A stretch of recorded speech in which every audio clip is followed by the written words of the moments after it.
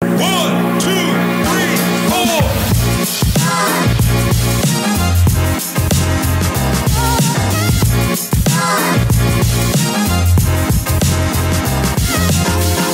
Assalamualaikum warahmatullahi wabarakatuh. Selamat sore teman-teman semua dimanapun berada.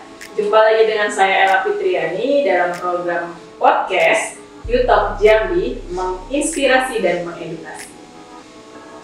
Sore ini kita ditemani sama mahasiswa baru nih semester 1. Teman saya namanya Mas Ali Akbar.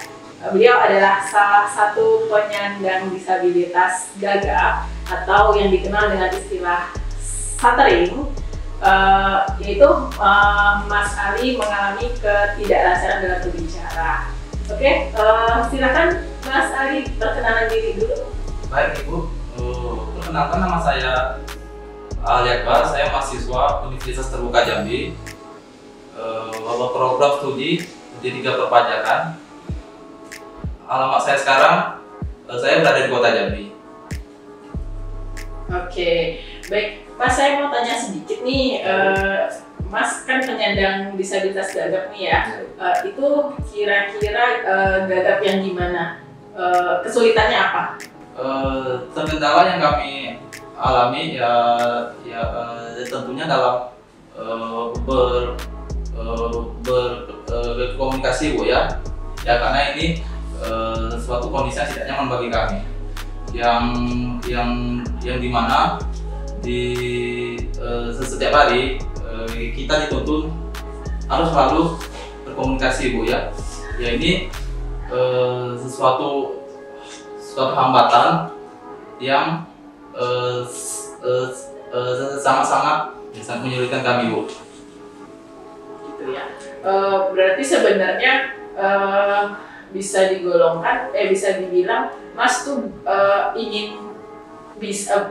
pengen ngomong tapi karena ada kesulitan dalam penyampaian, seperti misalnya jadi maksudnya psikisnya atau ada gangguan kesehatannya gitu maksudnya? Ya kalau yang saya ketahui Bu ya, ini ada ini masalah mental juga Bu ya. Mental sama psikis juga Bu. Gitu Bu.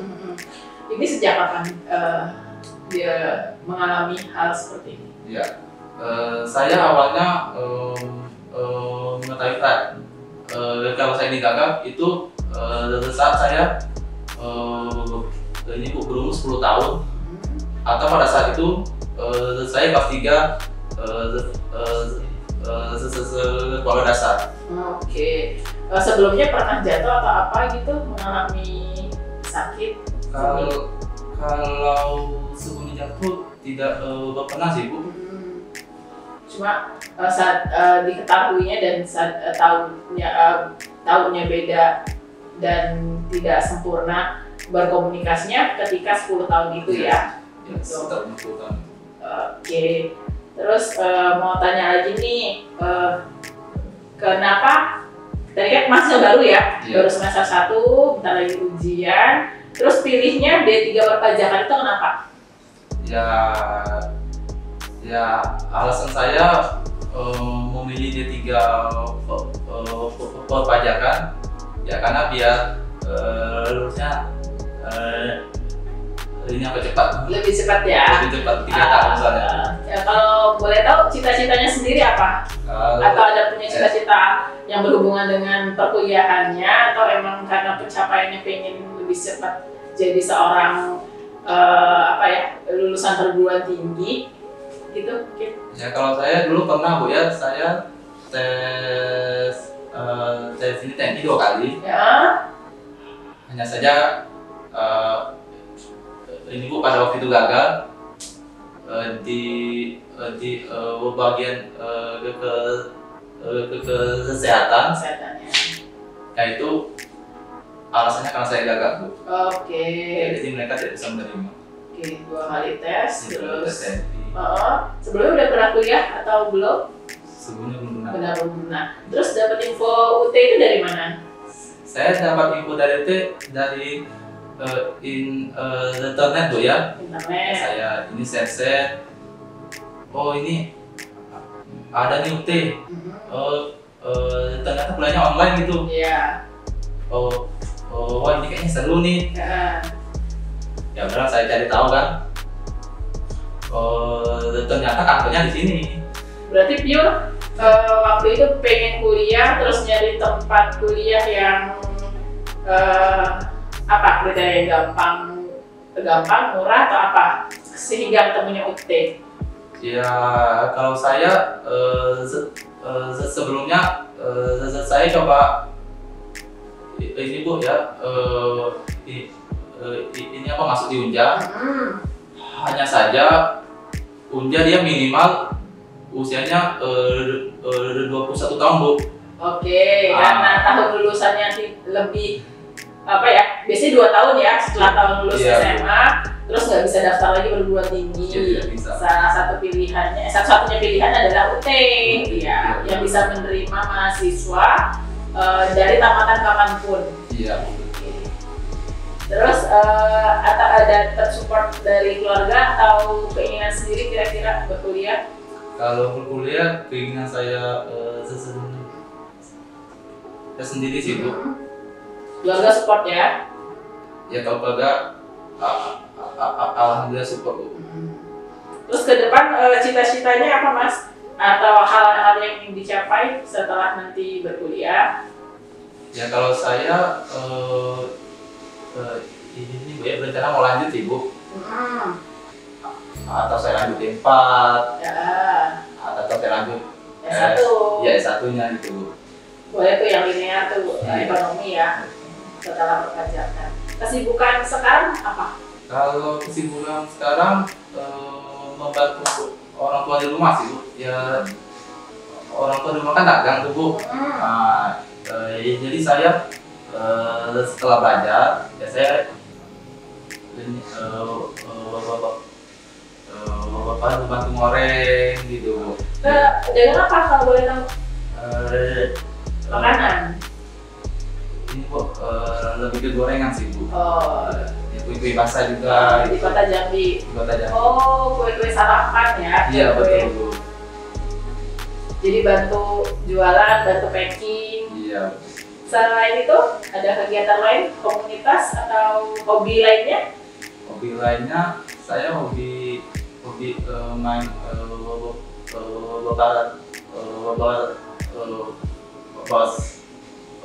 basket. Basket ya. Basket. Punya tim basket sendiri? Ya kampungnya sudah bubar Bu. Dari sekolah waktu Dari itu. sekolah waktu itu. Mungkin nanti bagi teman-teman UT Jambi atau teman seangkatan nih yang kenal, nanti boleh kenalan sama Mas Ali Akbar. Ada di grup atau boleh minta kontaknya sama saya nanti, bisa janjian main basket bareng buat klub UT Jambi ya Mas? Ya boleh. Jadi seru tuh bisa main bareng, siapa tahu juga bisa jadi perwakilan UT Jambi buat kompetisi nanti di nasional atau tingkat universitas ya. Biasanya kan ada tuh lomba-lomba olahraga gitu. Di sport seni belum ada tapi ya, boleh jadi usulan juga tuh di sport seni untuk tim basket atau tim olahraga lainnya gitu. Sejauh ini mengikuti perkuliahan di UT, layanan belajar seperti tutorial online atau TMK yang diikuti? Kalau saya mengikuti tutorial online. Ada hambatan? Hambatan tidak ada. Tidak ada. Ya, Bisa praktis soalnya. Bisa mengikuti dengan baik berarti Bisa ya. mengikuti dengan baik. Oke. Untuk pesan-pesan buat teman-teman nih, Mas kan ada di komunitas. Tadi komunitasnya apa namanya? Indonesia Stuttering Community. Ya. Jadi Mas Ali tergabung dalam komunitas nasional namanya Indonesian Stuttering Community. Nah di Jambi yang Mas Ali tahu, Mas Ali ini satu-satunya anggota. Jadi Mas Ali pengen ajakin teman-teman yang lain untuk gabung di komunitas dan di UT mungkin, gitu ya Mas? Iya. Coba Mas diajak teman-temannya. Saya bagi teman-teman di luar sana, khususnya penyandang disabilitas gagal, ini memang suatu kondisi yang tidak nyaman bagi kita, tetapi jangan kita putus asa, ya kita lawan, ya kita buktikan dengan keterbatasan kita tetap bisa berkuliah dan meraih prestasi. Oke, jadi gitu ya. Untuk teman-teman yang memiliki keadaan serupa dengan Mas Ali Akbar, tetap semangat, jangan patah tetap semangat, jangan patah arang, karena yang punya cita-cita berkuliah akan bisa terfasilitasi dengan UT. Gitu. Terbukti Mas Ali Akbar bisa mengikuti perkuliahan dengan baik, layanan belajar yang diikuti dengan baik, kegiatan belajar dan belajarnya juga sudah diselesaikan dan tinggal menunggu ujian nanti. Ya, Iya. udah unduh kartu ujiannya. Sudah Oke. semua, alhamdulillah. Alhamdulillah udah ya, karena semua yang dilakukan adalah prosesnya online. Mas Ali melakukan proses pendaftaran online, perkuliahan online, nanti tinggal datang ke lokasi ujian untuk melaksanakan ujian. Oke Mas, harapan ke depan untuk teman-teman disabilitas di luar sana seperti apa? Iya. Harapan saya ke depannya untuk penyandang disabilitas lainnya agar diperhatikan, disejahterakan dan tidak dibeda-bedakan. Oke. Harapan ke depan untuk UT Jambi apa? Harapan ke depan untuk UT Jambi semoga semakin sukses, ya semakin maju. Satu lagi aku lupa nih Mas, mau tanya, selain berkomunikasi dengan teman-teman komunitas sesama penyandang disabilitas gagap, apakah Mas pernah berkomunikasi dengan teman-teman disabilitas lainnya? Siapa tahu kan silaturahminya lebih banyak ke teman-teman penyandang yang lainnya. Kalau untuk sejauh ini baru teman-teman disabilitas gagap saja sih Bu. Oke. Jadi mahasiswa UT selain Mas Ali sebagai penyandang disabilitas gagap, ternyata ada juga nih Mas mahasiswa penyandang disabilitas lainnya seperti tunadaksa dan tunanetra. Bagi masyarakat Jambi yang mendengar podcast ini, jangan khawatir, UT Jambi siap melayani teman-teman semua penyandang disabilitas gitu ya. Jadi jangan khawatir, jangan takut untuk melanjutkan perkuliahan atau pendidikan tinggi di UT Jambi gitu. Mas Ali punya pengalaman terkesan nggak terkait keadaan Mas Ali sampai saat ini sebagai penyandang gagap? Pengalaman yang mengenakan, yang bahagia, yang baik, yang menyenangkan mungkin, atau yang berkesan lah. Kalau itu yang berkesan sejauh ini tidak ada Bu ya. Biasanya kami sangat berada di kondisi yang sangat tidak nyaman bagi kami. Oke. Kalau pengalaman yang tidak mengenakan pernah nggak kira-kira? Kalau untuk pengalaman yang tidak mengenakan banyak sih Bu. Ya saya pernah dibully. Sewaktu sekolah. Sewaktu sekolah, ya pernah ejek-ejek gagak Bu ya. Dan di situ saya juga jadi down kan. Ya sehingga saya itu depresi, stres itu Bu. Dan saya hampir 2 kali bunuh diri Bu. Itu kapan? Sudah maksudnya tuh merinding jadinya sampai tahap itu gitu. Ya karena pikiran saya sudah kacau.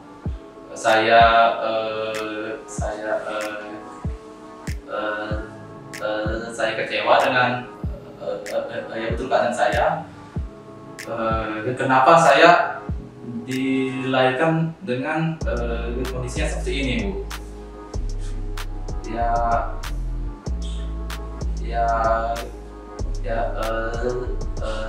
Saya itu pengen sembuh Bu. Ya dan ini dengan keadaan yang seperti ini sangat-sangat mengganggu, Bu.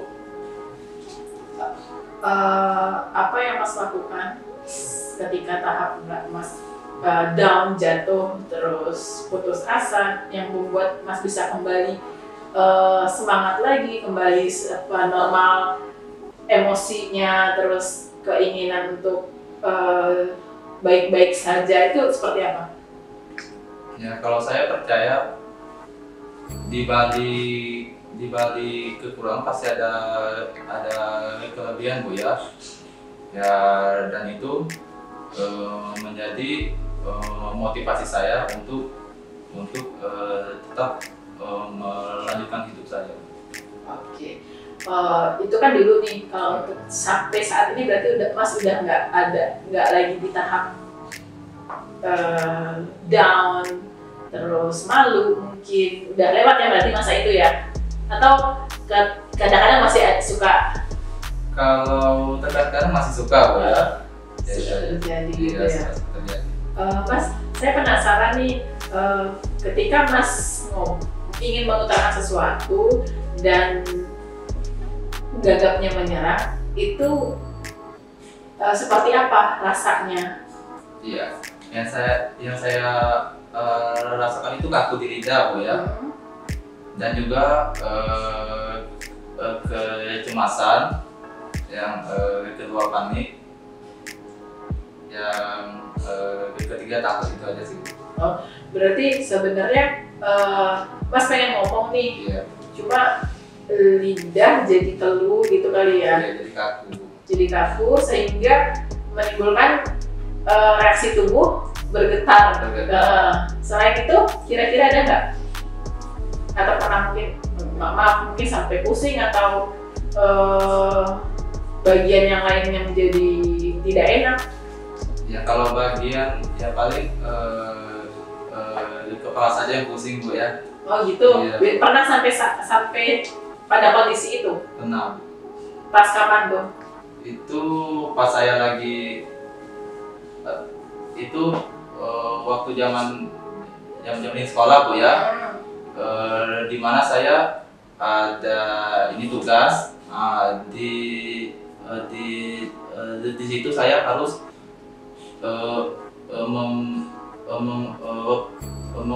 mempresentasikannya, dan di situ itu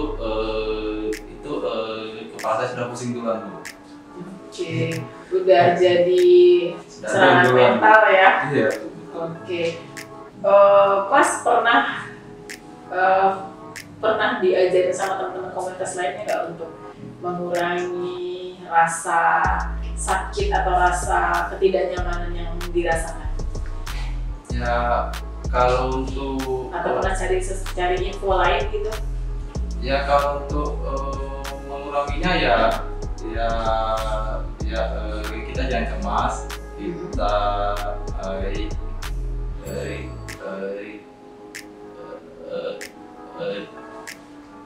ini kita jangan panik, dan ya harus percaya diri sih, Bu.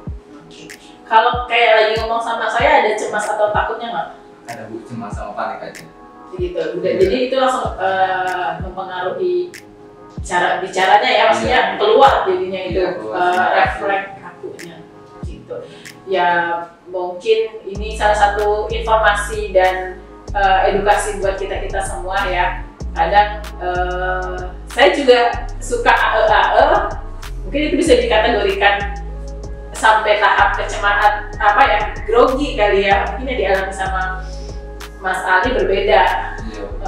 Karena ada persentasenya mungkin ya, sehingga dibilang jadi penyandang disabilitas. Sekian pertanyaan dari saya. Ada kalimat-kalimat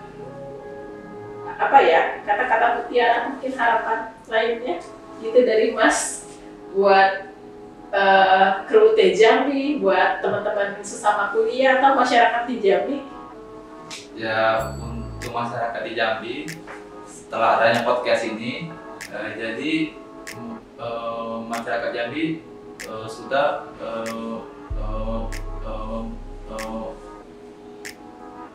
mengetahui bahwa penyandang disabilitas ini adalah satu kondisi yang tidak nyaman. Jadi agar ke depannya tidak ada lagi kasus seperti pembulian dan lain-lain. Oke.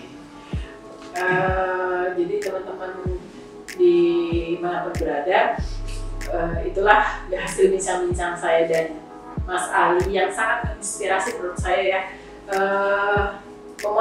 Memotivasi teman-teman di rumah, baik sesama penyandang maupun bukan, untuk tidak ada alasan tidak berkuliah gitu. Karena itulah solusinya, kita bisa terlayani dan tetap kuliah dan lanjutkan cita-cita gitu ya. Sekian podcast kita hari ini. Saya ucapkan banyak terima kasih kepada Mas Ali Akbar yang sudah bergabung di podcast UT Jambi dan teman-teman di rumah yang sudah menyaksikan. Saya akhiri, wabillahi taufiq wal hidayah. Wassalamualaikum warahmatullahi wabarakatuh.